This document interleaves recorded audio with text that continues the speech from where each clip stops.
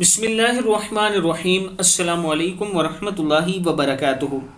عابد راجہ channel کی طرف سے آج میں اپنے دوستوں کو رسول اللہ صلی اللہ علیہ وآلہ وسلم کا ایک فرمان بتاؤں گا۔ محتاجی اور ذلت سے پناہ مانگنے کی دعا ہے۔ اللہم انی اعوذ بک من الفقر والقلۃ والذلۃ واعوذ بک من ان اظلم او اظلم۔ اے اللہ، میں فقر و فاقہ، مال کی کمی، محتاجی اور ذلت رسوائی سے تیری پناہ چاہتا ہوں، اور میں اس بات سے بھی تیری پناہ چاہتا ہوں کہ میں کسی پر ظلم کروں یا کوئی مجھ پر ظلم کرے۔